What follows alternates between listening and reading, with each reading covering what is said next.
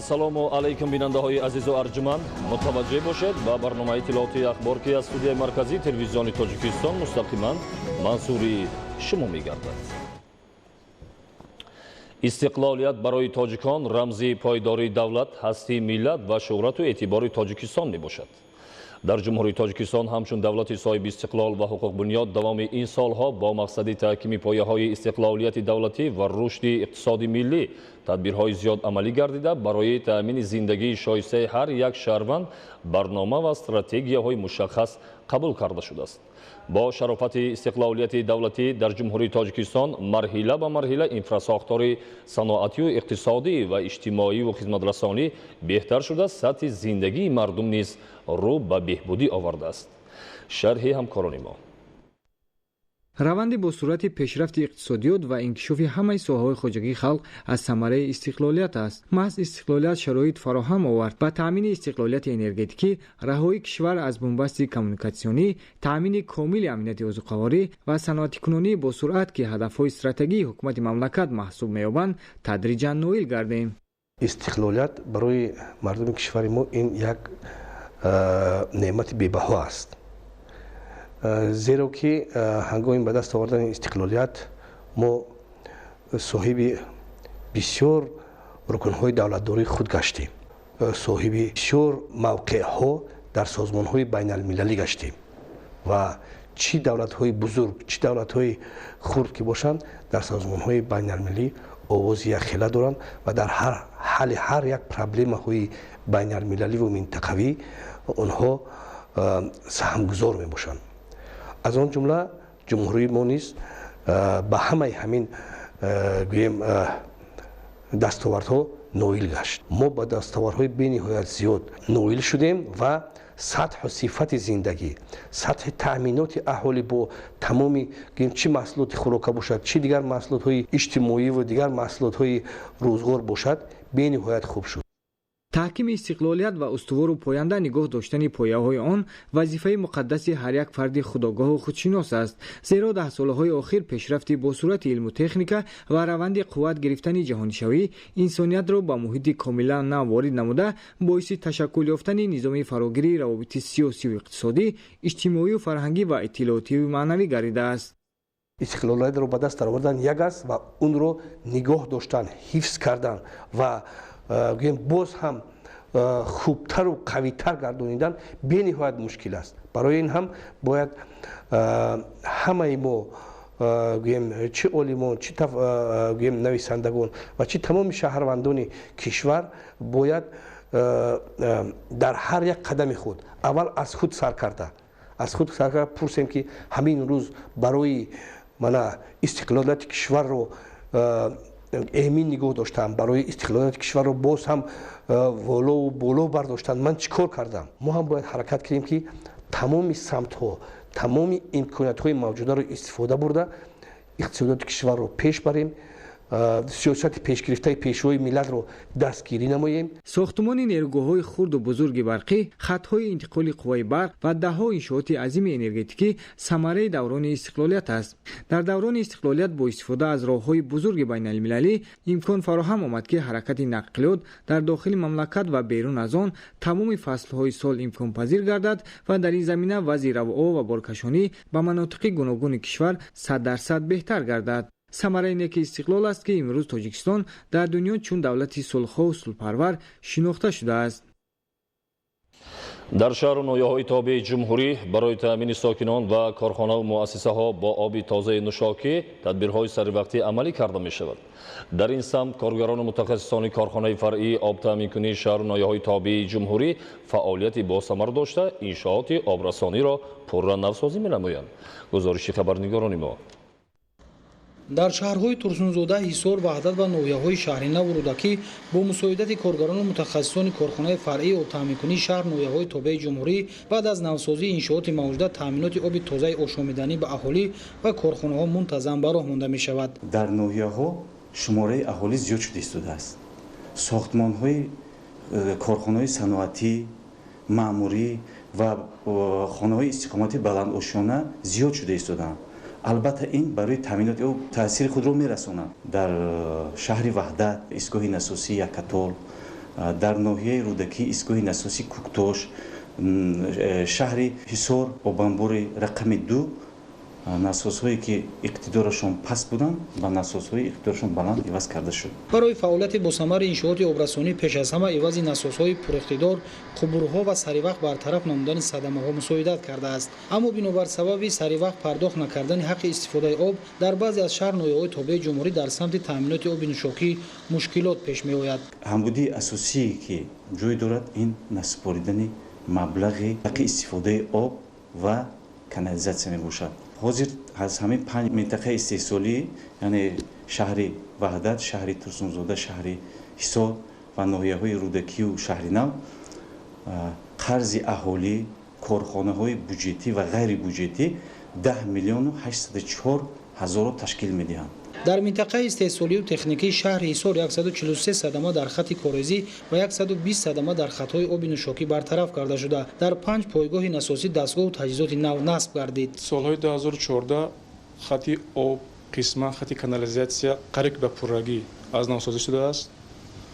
ҳозир дар минтақаи истеҳсолӣ қариб ки камбудиҳои об ва канализатсия ҷой надоранд. дар шаҳри ҳисор 8 соат таъминоти об буд, ба 12 соат оварда расондем. дар оянда ҳаракат кардем ками соати обтиро зиёдтар кунем. коргарону мутахассисони минтақаи истеҳсолию техникии шаҳри турсунзода низ бо саривақт бартараф намудани садамаҳо дар хатҳои оби нӯшокӣ ва насби насосҳои пуриқтидор таъминоти оби нӯшокиро ба аҳолӣ ба 19 соат расониданд. истеҳсолоти об дар шаҳри турсунзода нисбати солҳои гузашта хеле хубтар беҳтар аст. то имрӯз обсокунак таъмина 90% шаҳр аллакай тоҳол рафта истодааст. фаъолияти босамари мутахассисони минтақаи истеҳсолию техникии шаҳри ваҳдат дар самти таъминоти аҳолӣ ва ташкилоту муассисаҳо бо оби тозаи нӯшокӣ дар натиҷаи навсозии иншооти мавҷуда ба амал омада, хатҳои корезӣ низ дар ҳолати хуб қарор доранд. дар ноҳияҳои шаҳри наву рӯдакӣ бо ивази хатҳои оби нӯшокӣ ва корезӣ хизматрасонӣ дар ин самт нисбат ба чанд соли қабл беҳтар гардида, таъминоти сокинон бо оби тозаи нӯшокӣ тариқи насосҳо аз 8 то ба 18 соат расонида шудааст. назар ба солҳои гузашта таъминоти оби нӯшокӣ дар ноҳияи мо хеле беҳтар гаштааст.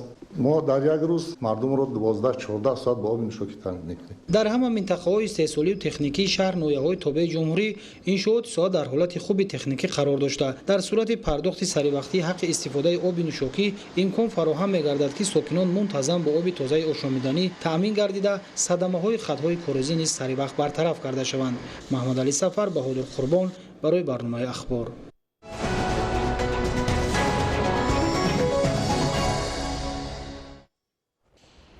нақшаи кишти такрории зироат дар ноҳияи дӯстӣ барзиёд анҷом дода шуд. хоҷагидорон дар майдони беш аз 25,000 гектар зироати ғалладонагӣ, ҷувори макайдон ва дигар навъи зироати техникӣ парвариш мекунанд.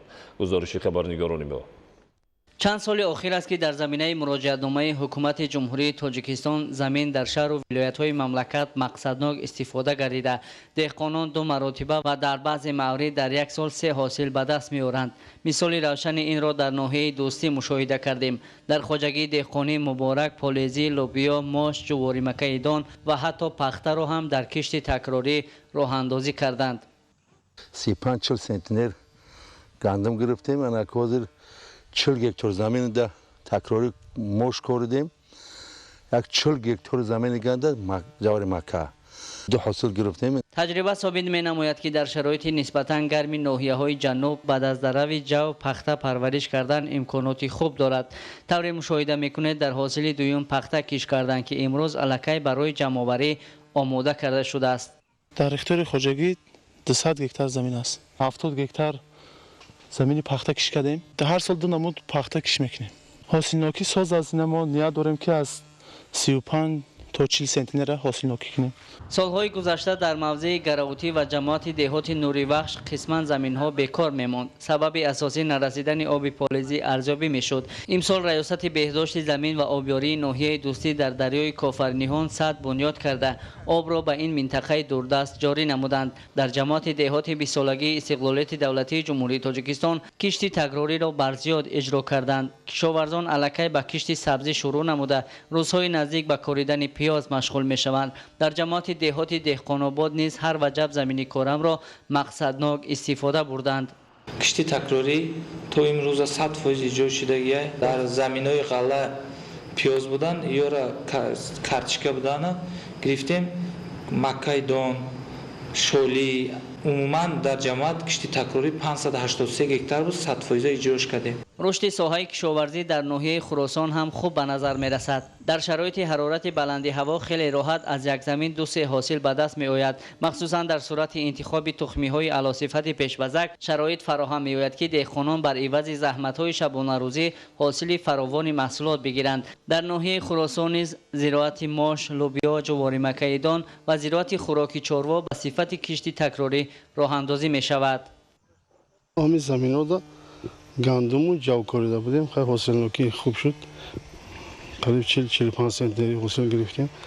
мо дар ҷош кишти такрор ҷувори макка коридем. 1,5 гектар замини холӣ мондагим, пиёз мекорем, сабзӣ мекорем, турб мекорем. мақсади мо дар як сол 2-3 ҳосил гирифтан.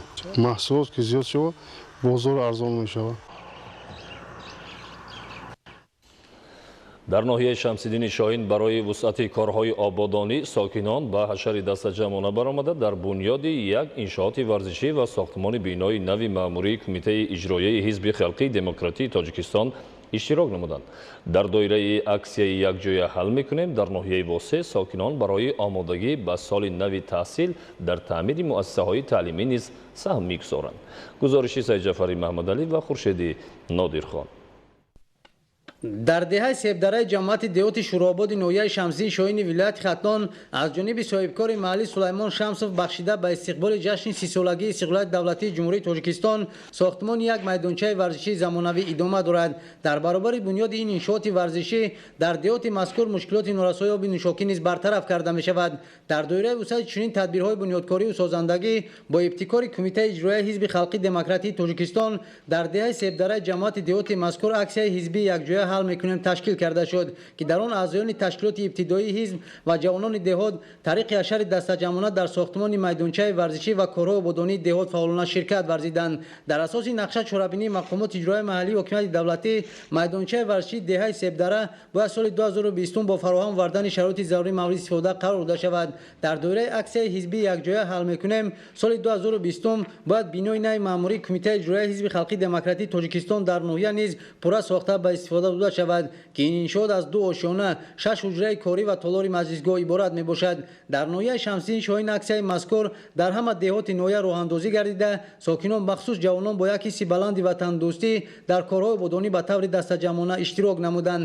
дар ноҳияи Восе бо иқдоми масъулин аксияи навбатии ҳизбии якҷоя ҳал мекунем бо мақсади омодагӣ ба соли нави таҳсилии 2019-2020 дар муассисаҳои таълимӣ ташкил карда шуд.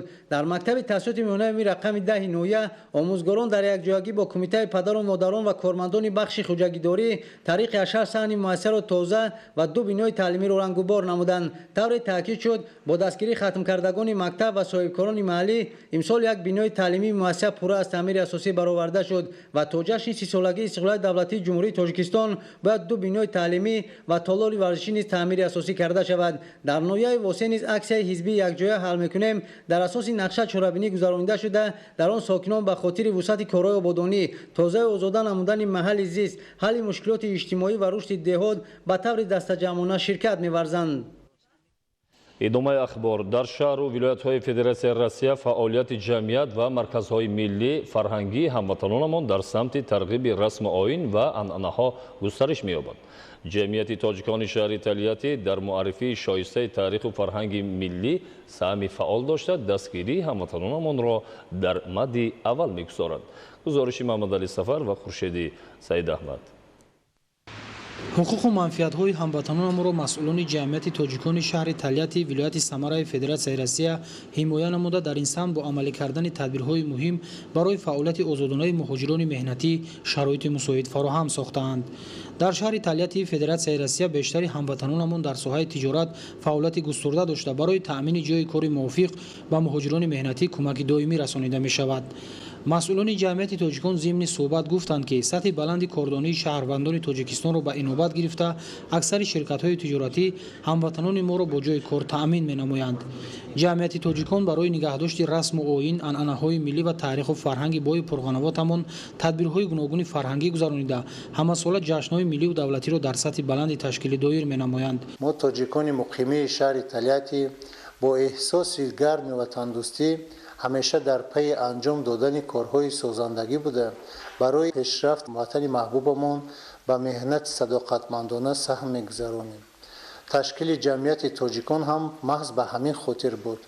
ما دائم تلاش میکنیم که مردم ما در کجایی که باشند با متحدی و همبستگی آبرو و شرف تاجیکستان عزیزمان را حفظ نمایند. تاریخ و فرهنگ ملت کهن تمدن تاجیک محض توسط برگزاری جشن‌های ملی و دولتی در دیگر کشورها معرفی کرده میشوند. محمد علی سفر، خورشید سید احمد از شهر تلیت ولایت سمر فدراسیای روسیه برای برنامه اخبار.